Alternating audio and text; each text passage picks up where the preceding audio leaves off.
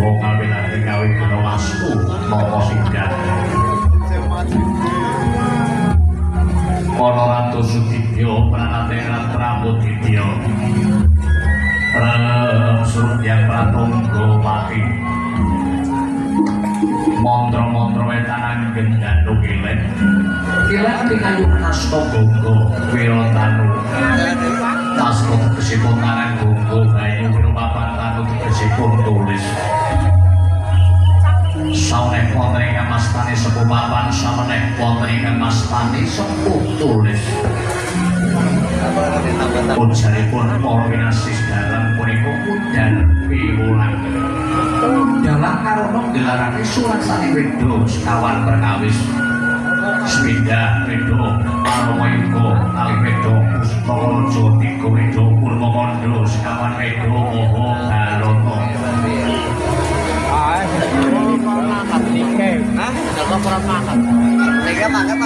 Wedha sekawan ngentung suraos Banatara Pandhata Semana Pandha Jaya Mangga Brahma.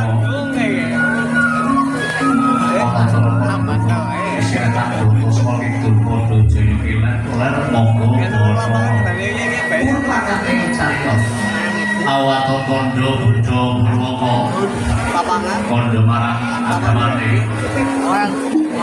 Buddha marang agamane kawitane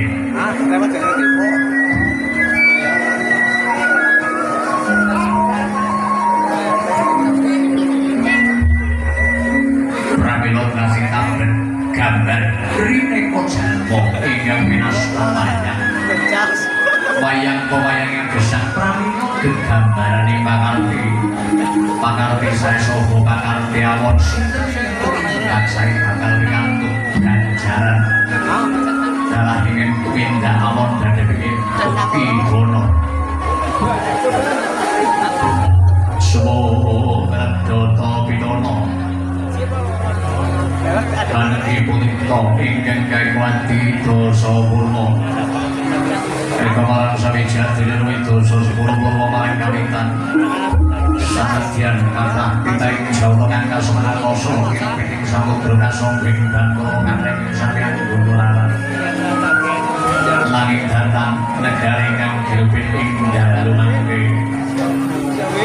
negari Duratiya sedepan negari Durapaya Mandira Loyo Marpo Winastan Borwati Sayati Gadyo Kiwali Jagat Boroko Papan Pamboko Mandira Loyo Papan Dununging Prawitri Pilo Kinaryo Berbuka Upaya Negari Satus Datane ento kali sekotan Jagat Sedoso Dasar Negeri Panjang Kunjung Pasir Bukilo Sinari Kemaripah Kalto Toto Turaharjo Panjang Dawa Pocapanipun Julu Guru Kami Bawane Pasir Samudra Bukit Gunung Dina Negari Ngkorangan Empat Gunungan Kenangan Benawi Ngeringakan Pasar Binan Ngayunakan Bandarakan Pulau Tulus yang Sarpo Kinandur Sinawi Murah Ingin Sarpo Tinumbas Demakang Laku Dagang Layar Laki Tendalu Datono Bedul Telat Betako Sang Sayani Margi Repat Jalmo Monsoran Sangyo Begodro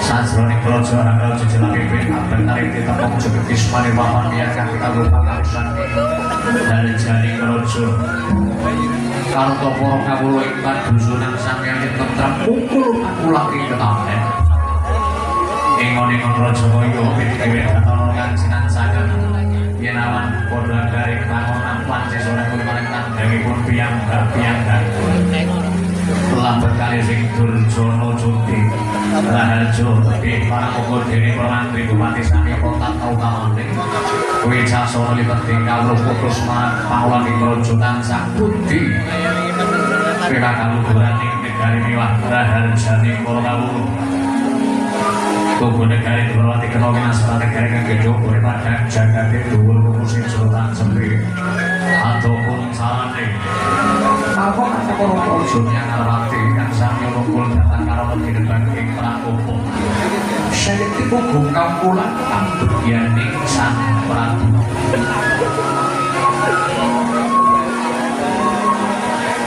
Bebasan Kantelan Samyo ya mangkokan lebih tuyung saben hari antara wangsa sami atur bulu bakti glondong kenal-kenalan beni-beni rojo beni guru bakal guru dadi tondo banungkul Wanang dino capno jejuluki noto dolwanti jejuluk Prabu Sri Bathara Kresna ya Prabu Harimurti ya Prabu Manopo ya Raya Yuga Sawa Wasu Dewa Putra Danan Dono Jatara ya Wisnu Murti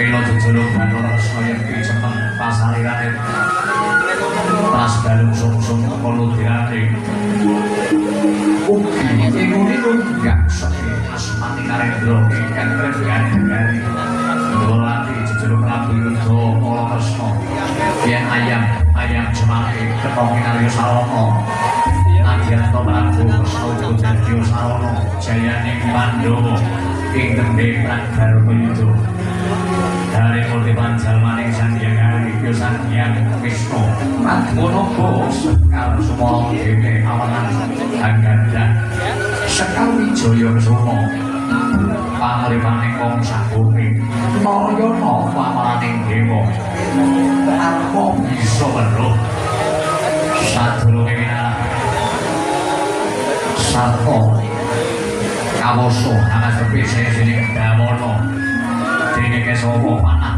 lino dene bisa awarna kala mengkira langsung diremo kinarya pasreh leganing sarena Masudi Putra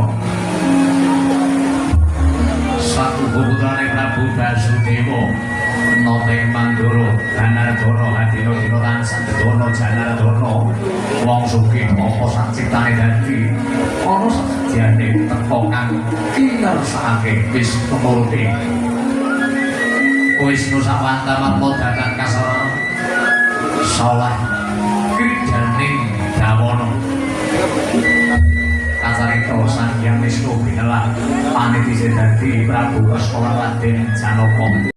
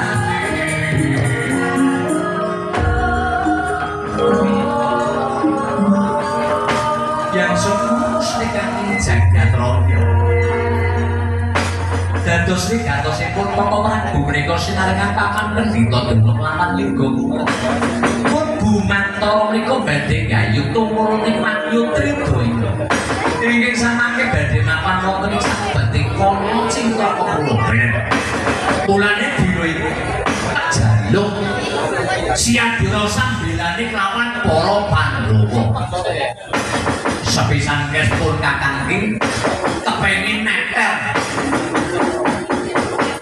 sepiro bumbote pun kakang anggone bakal gayuh tumurune Makyu kula mangsa kuwi Yayi Bathara wis aja kembo wis aja wigi belane pun kakang belane Baladewa kelawan paman Prita lawan yugamu dhewe loro sing kok mlebu matur sulantur ngantur paduka kabeh sejatosipun ari palenggan sak mangke kula menika sampun dipun tenggo-tenggo kula menika badhe dumugi wonten ing negari Kamaran nggih lawan kadang-kadang Pandhawa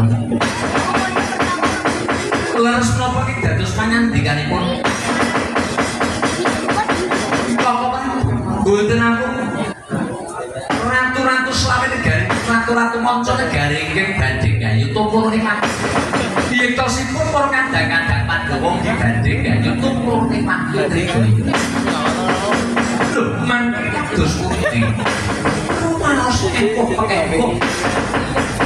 awit Sabdo Brahmaraja Sabdo Pandhita Ratu Pandhita Jalma Winasis saking pandhita dadang paring polaman lho menawi Paduka menika dados Nalendra menika mboten saged dipun cepeng pangandikanipun lha pun kados pundi minangka Paduka kula menika dados patuladanipun kawula mboten ateges kula menika mboten badhe nyengkuyung sumangga nyumanggaake menawi kok Prabu menika badhe gayuh tumpuruning Paduka Tridaya Senaringan paman pendhita Senaringan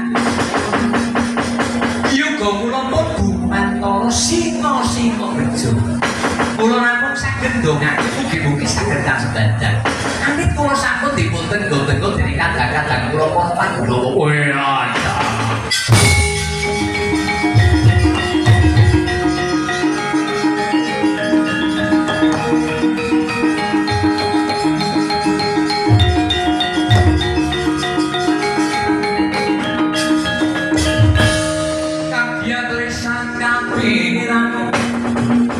Renanggul kinempin dusang retnaning bawana jagat dewa bakurya jagat lampun dewa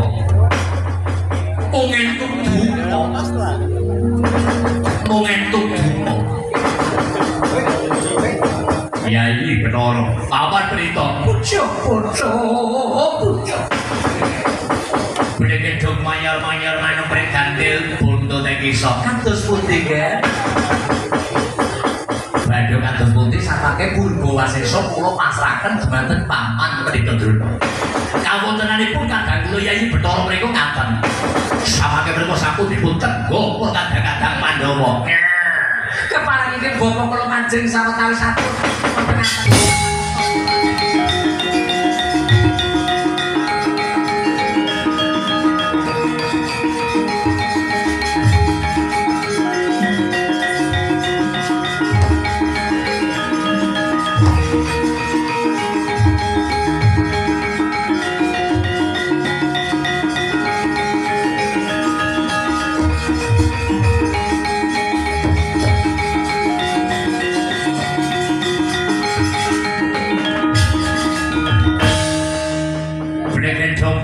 manyar manuk pregandil buntute bareng pucuk ger ana Kandharawati iki kados pundi paman pendhita inggih keparengipun bapa kula menika jumeneng wonten ngarsanipun ana Kandharawati kami pantun mboten ateges menika kula menika badhe niku niku mrika badhe awit kula menika jejeging wong tuwa jejeging tiyang sepuh ana Kandharawati sampun ana Prabu Baladewa menika sampun ngendika purwa madya ngantos sasana purwa madya ngantos sasana ana Prabu Baladewa menika nyuwun pambiyantunipun ana Kandharawati anggenipun menika supados saged gayuh tumuruning Paduka Tridaya nanging lho kok ing semua ana Kandharawati menika sedepa sekilan kelawan ana Prabu Baladewa sedepa belane Pandhawa sekilan belane Baladewa dipun penggali cobi dipun penggali kanthi penting dipun penggali kanthi tremanti anak Prabu Baladewa menika sinten anak Kandharawati menika sinten anak Prabu Baladewa kakange panjenengan adine sing tuwa niki sing nom panjenengan kudune sing tuwa karo sing nom kudu guyub tur kudu sing padha guyub antarane sing tuwa karo sing nom ajane gejegan sepisan kes menika anak Prabu Baladewa menika sabiyantu nyuwun pambiyantunipun anak Kandharawati ing sepuluh anak Kandharawati menika boten badhe ngawrati dhateng anak Prabu Baladewa kula boten ajeng matur maneka warna kula menika boten ajeng niki niku menika boten menika boten.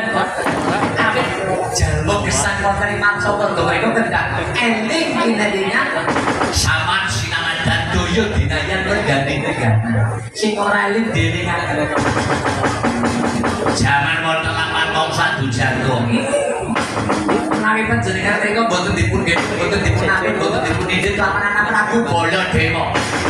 Panjenengan menika boten badhe dados ratu ingkang kuncara bukti wibawa Bangdendra. Niki. Kejami saking punika nggih, anak Tandrawati. Jaman rebutan Kamcinan Senopati. Putra panjenengan menika saged saben gayuh tumpuruning pagi saged saben gayuh kabupaten menika boten saged kasebandan. Lampahan menapa kemawon menika boten saged kasebandan. Duk nalika samanten ingkang saged kasebandan menika sinten Gatotkaca. Sampun-sampun Gatotkaca sampun-sampun Gatotkaca sampun nalika samanten ana Tandrawati menika jagone kelawan ingkang putra Purwamantara. Surang-surang diwangkara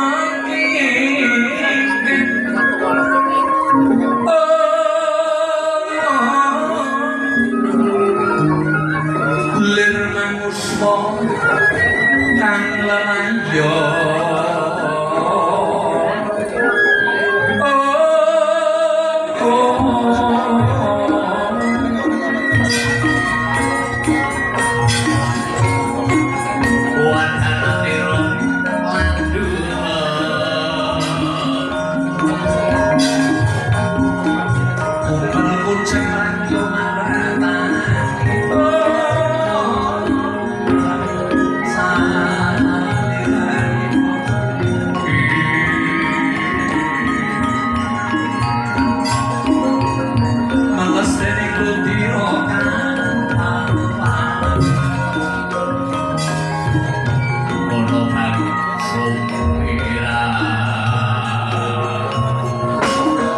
Kanjeng Rama Dewaji Jubatipun kula samangke kula nyuwun ngayoman dumateng Kanjeng Rama Dewaji sumangga Kanjeng Rama nyembuyung dhateng ingkang putra paduka kula napa Kanjeng Rama menika mboten welas kelawan ingkang putra kula Kanjeng Rama terus Prabu nggih dipun ngendikaken yang Brembandura kula ngayuh menapa kemawon kula menika mboten saged kasebadan samangke menawi kula menika saged ngayuh tumurune Padu kaya kadigdayan ingkang badhe kula tampi kula badhe saged ngaselaken satu mungging cangklakan satu bebuyutan kula Gatotkaca Kanjeng Rama.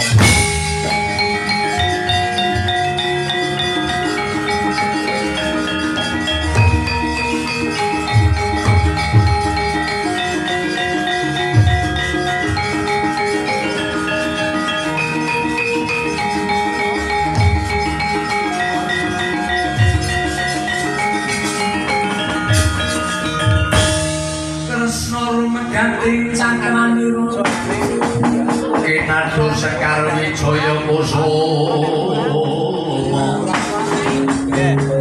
Elingono sak gunung rong gunung dayane ngaji Dewi Rama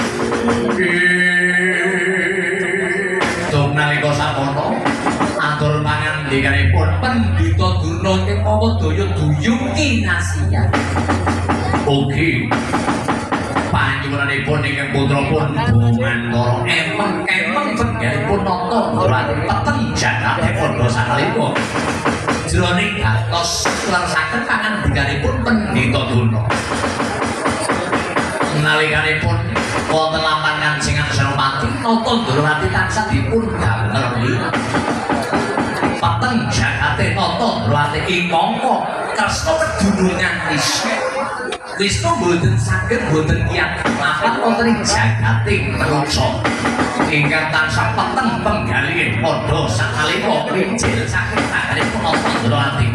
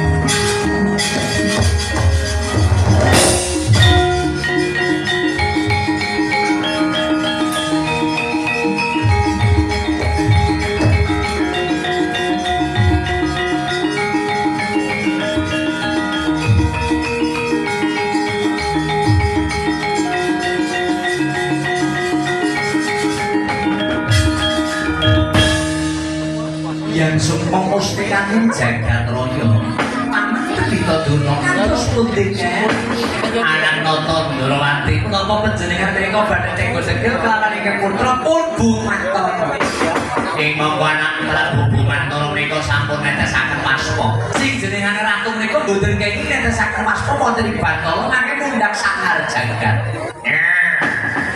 menawi panjenengan menika tenggo tegel tegesipun panjenengan menika boten saged dados tiyang sepuh nuwun-nuwun nggih menawi kula penggali kanthi termati kanthi jeneng. Leres menapa nggih dados pangandikanipun Paman Pendhita Durna. Saben-saben lapan ini kaitanipun kelawan ingkang putra kula putra kula pun Bumantara kula menika tansah dipun ganti. Ari panggan samangke kula badhe ki gumatikel reka daya. Urip para Pandhawa menika boten saged gayuh tumurune wayu tridaya. Ingkang saged gayuh mriku nyuga kula pun Bumantara Paman Pendhita kelapan apa Prabu Baladewa.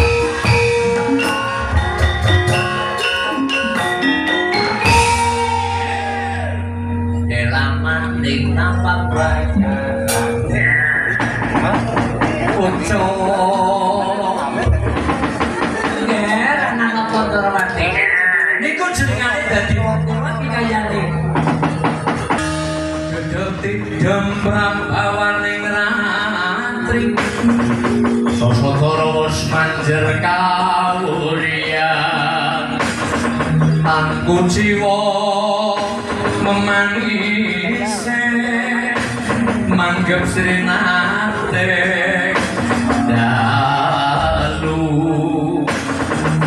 adyari cakrawala winolan angel parantene pakersa saking kekengan turang gono kang sumi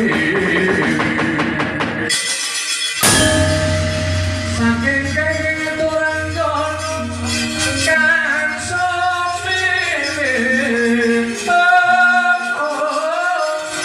waroko tanpa delo waroko tanpa delo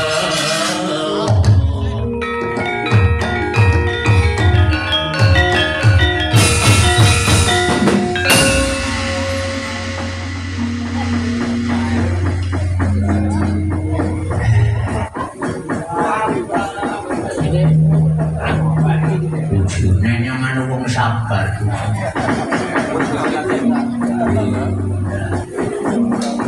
Dapur nuwun-nuwun sewu ndarane amit kalima pasang nabe kasebeting ila dinang ilang ngadulak manut dumawaking tawang tawang ingkang abdi kula Caru Dawur tanpa kini timbalan mingga wonten ing Pananggilan Agung Negaran Dwarawati kaya niku. Yo dadi apa kok padha kanthi karagan nggih. Bisa derengipun kula matur nggih ngaturaken sungkem sembah kula kantur kaya niku. Yo bapak ndak apa. Suwe tampan apa kula tampi kula pundi mugi dadosaken dejiman. Bali padha-padha nggih matur suwun. Jara bumantara kula nggih ngaturaken sungkem bawarya apa pangatur kuwi tampan apa nggih. Kula tampi kula pundi mugi dadosaken dejiman bali padha-padha nggih suwun. Jara badan dewa kula nggih ngaturaken sungkem nggih. Bawarya apa pangatur kuwi tampan apa nggih. Kula tampi kula pundi mugi dadosaken dejiman bali padha-padha nggih matur nuwun. Darapati kula nggih ngaturaken sungkem bawarya. Ya tampa pangatur kuwi tampan apa ya nggih. Kula tampi kula pundi mugi dadosaken dejiman bali padha-padha nggih matur suwun. Lah niki napa kula sampun dipun keparengaken mantun. Ngandel. Kabeh pada diatur sungkem sebadrona ya lulus. Pucuk. Bocah kone beli banget di bocah. Wis tekane munggah bab blundur ora sandalan, sikile lepat lepot. Nah, iki bocah. Pucuk. Romongan udan gugup lah. Kabeh pada diaturi sungkem drona ora. Gerak nang kanca pati. Yang semua mustikaning jagat raya. Bawor dawuh darane. Lho kok kabeh padha diaturi sungkem lho kok mangan pendhita. Oh, ngene desian opo. Lah, pucuk ngandel senengane jarak ki buta senengane jarak. Ngaturake sungkem mah betik lapan. Pendhita duka angger ora dikongkon nang dalan kesneng nyong jane moh nyong. Bah, ngerti angger ora kepeksa banget ora jane. Nuwun sewu wonten ngarsanipun pendhita kang pinulyeng pendhita Darno. Durna apa Darno ki bocah. Pucuk. Apa bapak ya ngaturaken sungkem ing pangabekti saya dikonjuk sandhang kepada ya niku. Ya bapak. Ndak tampa ora liwat panas iki pendhita Durna wis tanpa ana jelas. Ora gelem nampani pun ora. Yang lagi kepengin apa-apa yang wis duwe ta. Anu wis penuh dadi nyong wis ora butuh apa-apa. Ngandel keran anak karo mati mereka dipundhaku. Kowe gatosipun dapur menika wonten apa? Mrene ajune.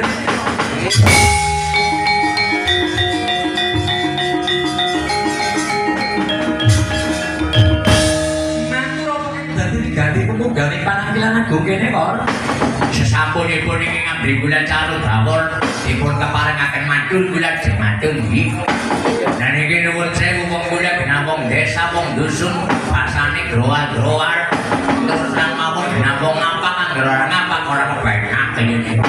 Dan iki terus terang mawon kula kaya niki bono kalih apa kula di anu kengken ramah kula Semar diutus kaya Gusti kula Pendawak iki. Sarekning darah kula darah Betara niki dereng rawuh-rawuh wonten ing negari Ngamarta. Awit sampun dipun ajeng-ajeng rawuhipun Gusti Betara yen ngejawi saking menika niki terus terang mawon sampun kondhang wonten ing jagat wonten ing Majapahit bilih badhe tumurune Pak Yutri Gayat ingkang sarekning samangke badhe mapan wonten ing samadyaning Wana Citra Kapundhak. Lah terus terang mawon darane niki giramah kula niki jalan kerenten piyambak iki niku. Daya-daya tresna kali Gusti-gustine para pendapat gitu. Lho, karepe kakang seneng nggih. Dan niki kaya niki terus terang ampun ramah kula Semar niki kepengin gayung tumurune Pak Yutri Gayat. Ing mangka sak mangke ramah kula Semar badhe nyuwun Idi Madinah, badhe nyuwun restunipun Gusti Gunda Betara.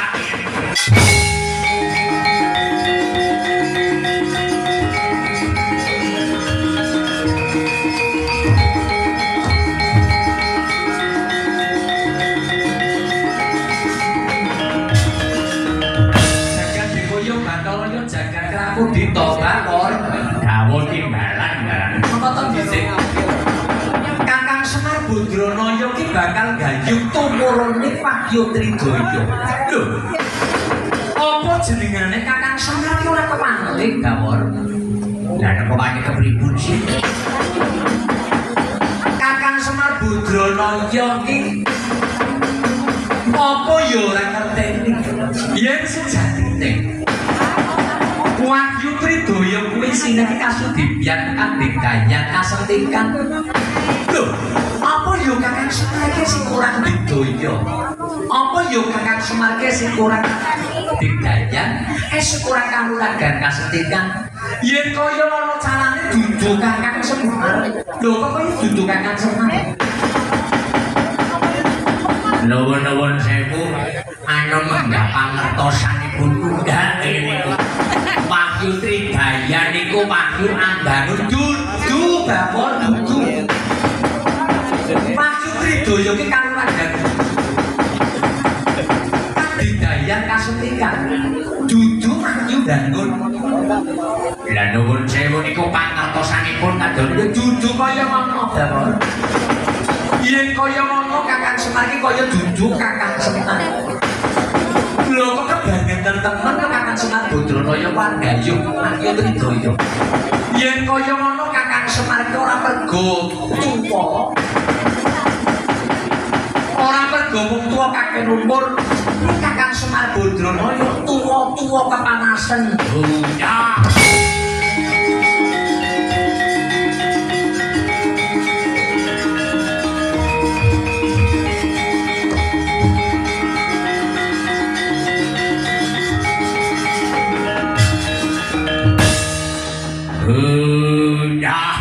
Nuwun sewu Gusti Gunda Betara. Piye kok? Nuwun sewu sanget niki nuwun sewu sanget. Nuwun sewu. Rama Gunda niku ponokapan Gunda nggih ponokapan panjenengan niku Bendara Gunda Gusti Gunda. Perkawis Rama Gunda jeng lepat, perkawis Rama Gunda jeng disnene dicomehi. Gunda mboten ajeng napa-napa. Wong niku pun dadi menange darah-darah Gunda. Perkawis boten dipun paringi dipangestu nggih boten napa-napa ning terus terang mawon niki jan mendosol banget niki terus terang mawon jan mendosol sakitnya tuh di sini. Duh, piye mon? Dan nuwun sewu ing atase Gusti Betara. Ngono ya ngono ning aja kaya ngono, ora kaya ngono. Nuwun sewu, kaya kuwi ning aja kebangetan lho. Kula terus terang mawon kula mboten terima kula. Lah ing antase kula dadi anak-anak Rama Kula Semar arep kaya ngapa kula kepengin jaga kawibawane Rama Kula Semar. Panten dasar Rama Kula Semar nggih tiyang pakras sudah pakran ora pakran niku. Ing nuwun sewu panjenengan ampun banget-banget Rama Kula dipun wastani tua kepanasan tua-tua niki sing mendosol. Wes cukup mawon.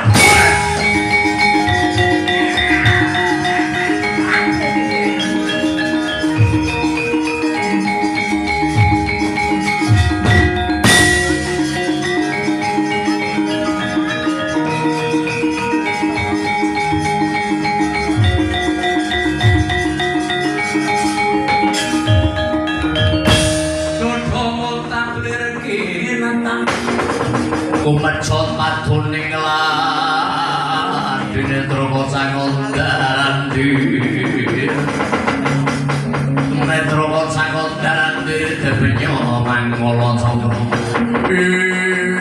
ya iki bener tuwuke nggih kok Prabu iki kados putih kedaru-daru yen buka kok teman.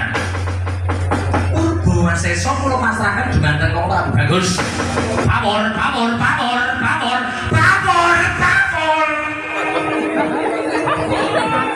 Moro-moro lah, moro-moro ya karo kamu bayarannya pajak kami udah morong-morong gak perasaan karsanipun Gusti Kuyang Prabu bayar cek mereka kok kata gobokmu oleh primaku yen kaya ngono Yayi Bathara ngendika kaya ngono kowe ora percaya yen waktu Tridaya kanuragan kadidayan kasendikan dudu waktu bangun mulane Semar ora kelun Yayi tumurune waktu Tridaya kowe saiki bali apa maneh kok nganti Yayi Bathara iki bakal ngrestoni karo Kakang Semar Badralaya yen kaya ngono dudu Kakang Semar Badralaya apa Semar Badralaya iki tesih kurang kadidayan kanuragan kasendikan pawon ya kula niki namung dikongkon kula namung diutus ya iki. Wong sing jenenge Gayu Wati niku sapa-sapa mbok kanyu bebas. Iki mangga mung katun bejane ngawak mawon iki. Dan tapi kamu ya nuwun sewu. Lah sing dipangestoni matur nuwun mboten nggih mboten apa-apa ora mrestuni ya ora samono lah biasa bae. Asor. Biasa bae ora ngapes ya ora papar. Karena ikhlas iki jangan diweya ditampani ora yang mandan romek. Boten apa-apa Bunda. Mari kula iki santai Bunda. Nuwun sewu niki kula jan mendosa sing boten trima kula niki ora trima kula boten trima. Rama kula dihina. Kula niki boten trima. Badhe kadul pundi kula dadi anak niku badhe njunjung dhuwur mendem dretan wae bakti karo papane kepruk-kepruk kula calo-calo sampai ana tujuh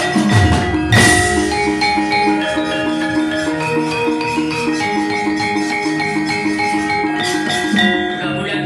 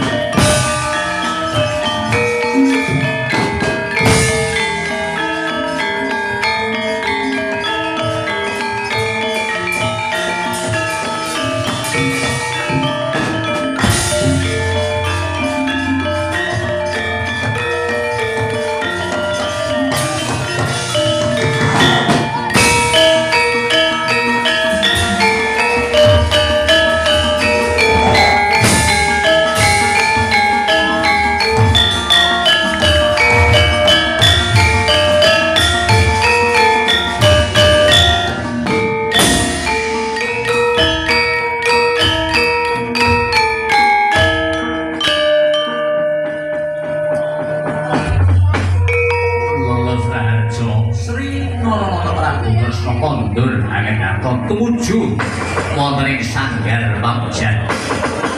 Sinegekang murwi kondo gambarake wonten pundhita menika gambarake wonten ing alun-alun negari Ndorowati. Geger padha sanalika bala dewa gandang kilatan.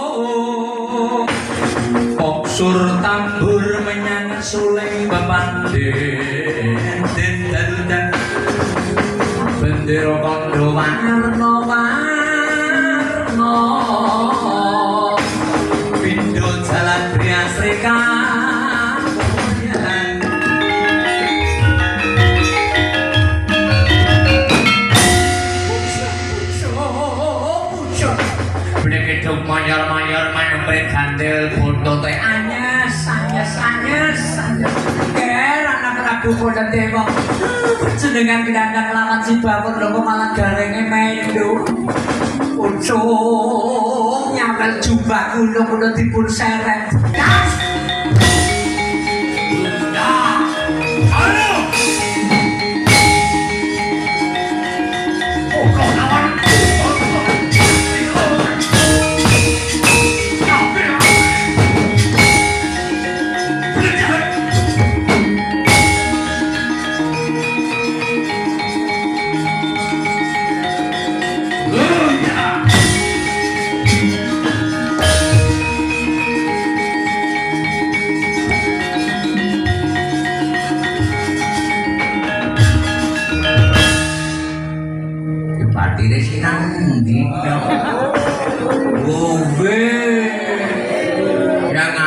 mandel.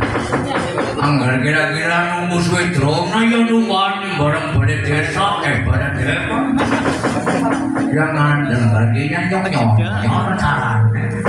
Udah. Imangkanya kemendel depek karo adikku garek. Pendene bocah malah nang blumbang ke bocah. Sudah menurut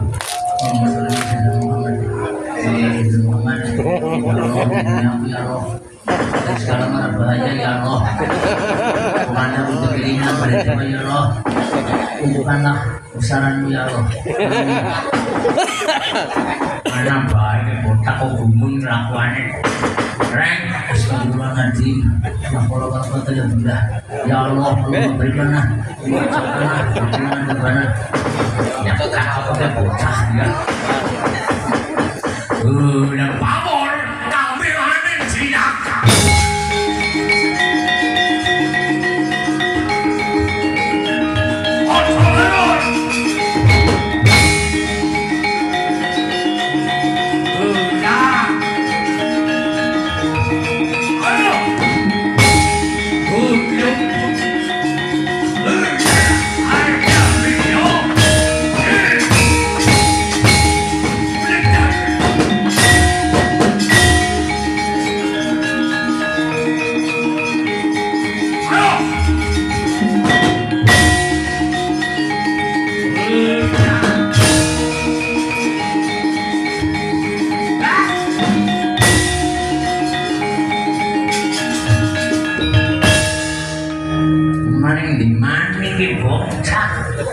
Udah kecicilan tok ngrewangi ora semangkate biayanya melu biayanya mlebu nyong udah dene nasi beramane kaya temen ya mulai gane Baladewa musuh karo saudara Bawor yang kaya timun mungsuh dule udah durene nyong durene kanan timune nyong bulan kebuduran patang bule ora enak ya.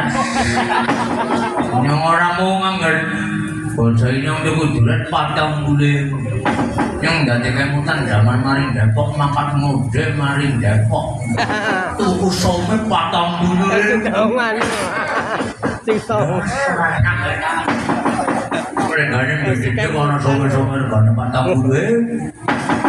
Di sini mau patang di seperti disebut udah kemudian belor padus poni jadinya udah dewa ramah kula kepengen gayu kangge kemungkinannya gudi-gudi kula pun dapat cobanya buat temen dewa udah pengen gane kon kepriwe ya gudi betara dene dadi kaya ora eling temen biyen-biyen udah dewa nyuwun pengayoman dewa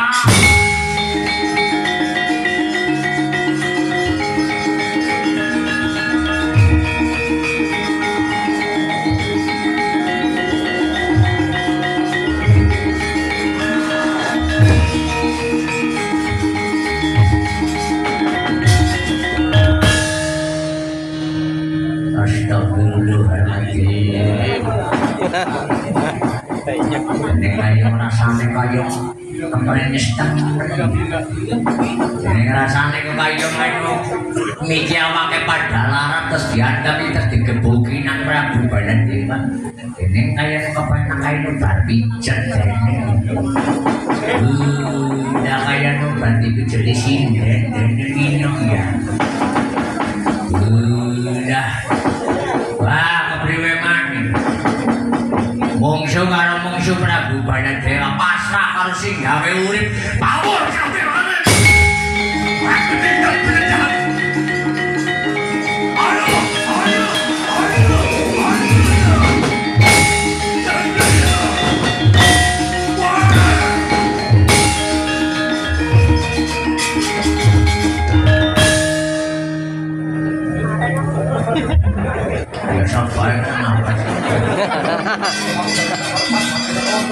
orang memiliki ditampungi nanti doa kayak gue kok sini bisa cing anu badan dawa tegongane dua-dua nol Rika meneng gue bisa pasrah kanan Rika terus badan dewa terus terjatuh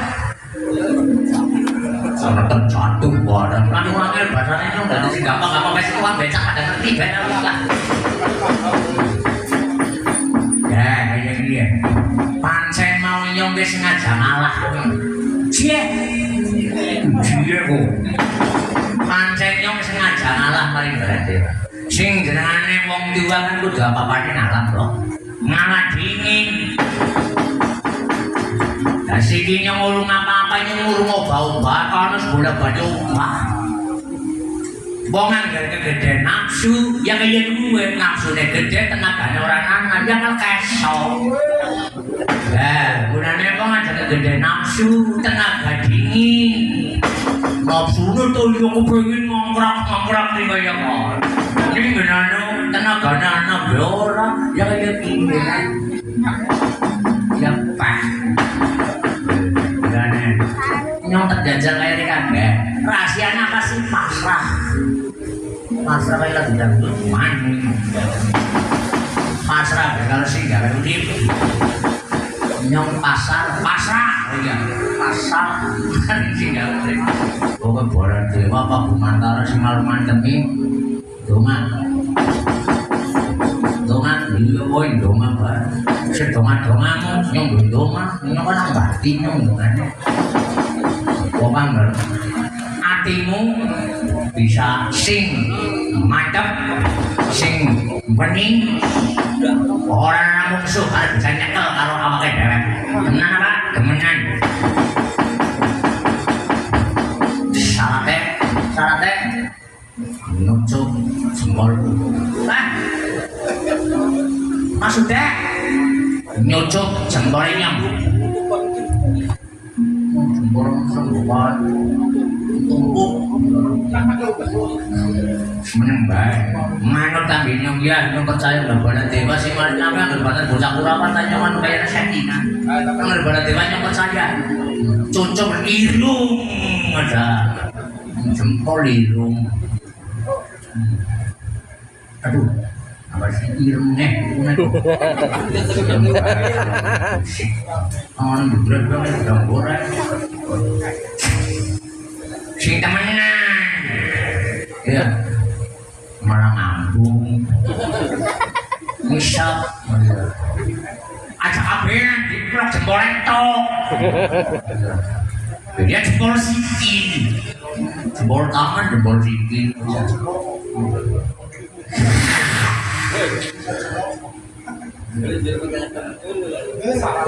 temenan tangannya gue seneng banget dirapal baik teman Teguh Rahayu Kukuh Yuwana Slamet Teguh Rahayu Teguh ketemu Rahayu Teguh Rahayu Kukuh Yuwana Slamet Teguh mari menebak kukuh Teguh Rahayu Kukuh Yuwana Slamet Teguh Rahayu Kukuh Yuwana Slamet Rahayu ya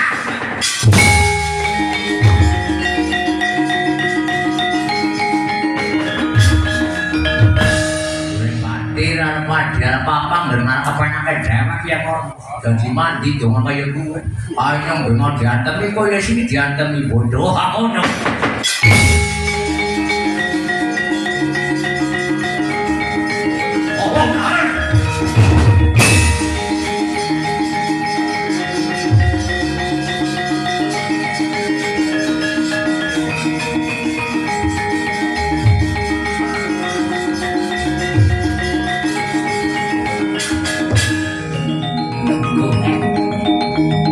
Rahayu Kukuh Yuwana Slamet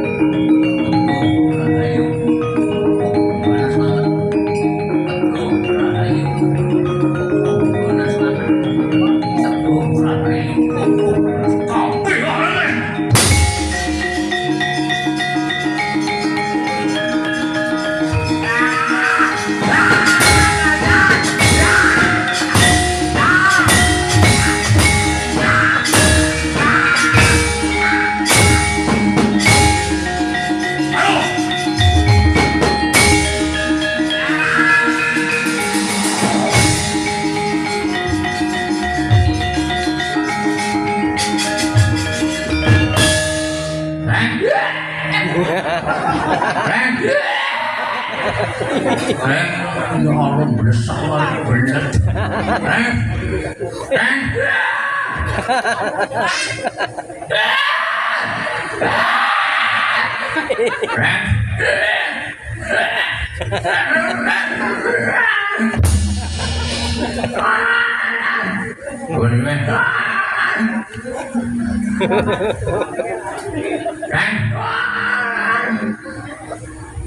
Kok dene enggak kaya gue rek, aja kaya gue rek. Mari. Mari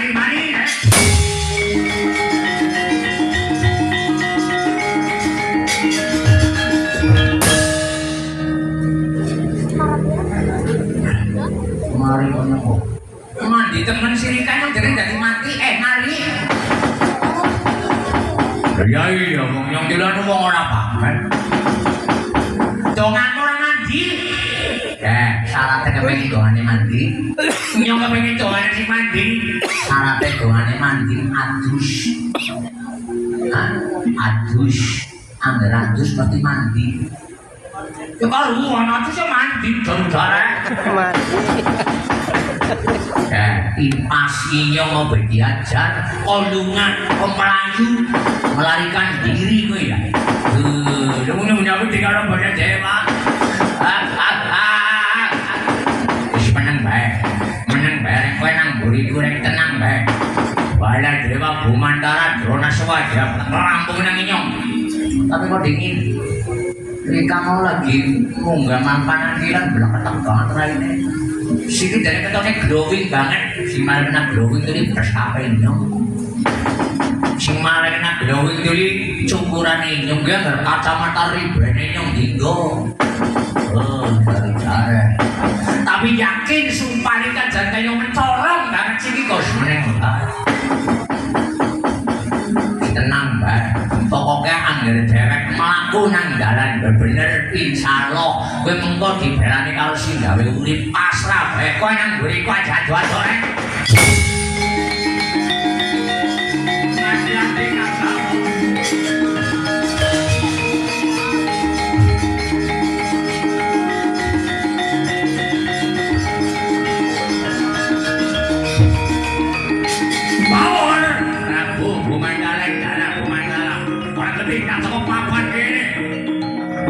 Yang sudah berada jaya meratasi dalam karung bawon badan kamu ibu di sebuah dharma kami manen beri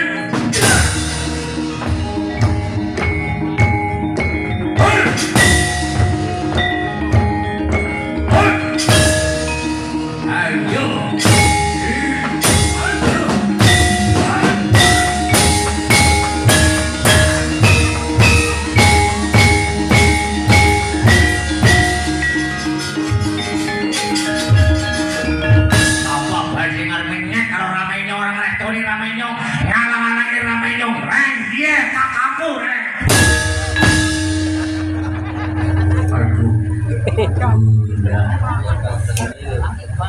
tapi orang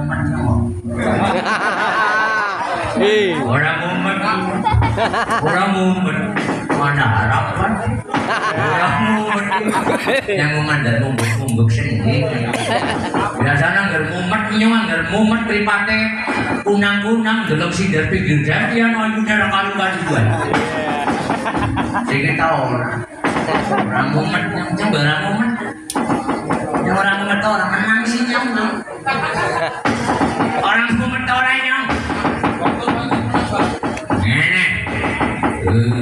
berikan diri jadi sakti temen kang bawor biasa baik terus apa-apa wong nyong anu model nganggo sing anu aji terima panane baik domai ya terima dibermuti ya terima diomong apa bae nyong terima nang boleh kurang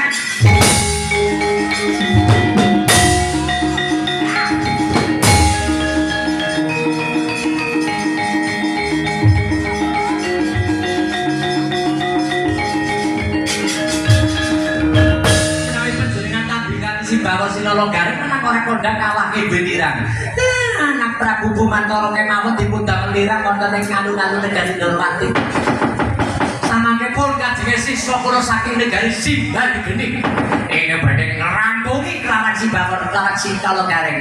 Rangket lebonge Pak Tunggal. Monggo paman itu dulu.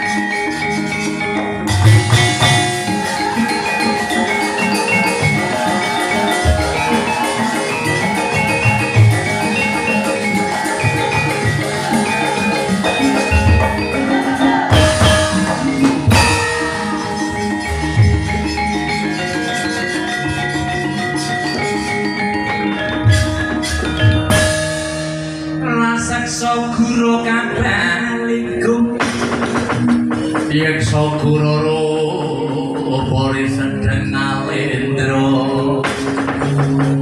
yen solo mangko kalmang wingkang gambira marangan Dewa Kusuma lho nuwun dawuh timbalan bapa Brahmadana dirampungi si Bapak lawan si Tolo Gareng. Apa kaya ngopo ki Semar kang kepengin ganti tumuruni Pak Tridaya. Luput katuranggane yen anak Natandrawati kaboyo ngene negara Ngamarta. Kelakon mengko Kakang Semar bisa gayu tumuruni Pak Tridaya. Luput. Katok Darma buktimu lawan anak Prabu Suyudana. Panjombolo tengah. Kakul dinoyo mangkat alun-alun negara Ndrawati goleki si Bapak. Bocah apa kaya ngopo anak Semar dudu bocah sembarangan sok bugal parisan. Sok kalaman sane nekat. Angger dimungsu karo ratu malah kuwi pirang. Gawe pirang. lho iki nyuwun tapai pangestu rampungane sabdahe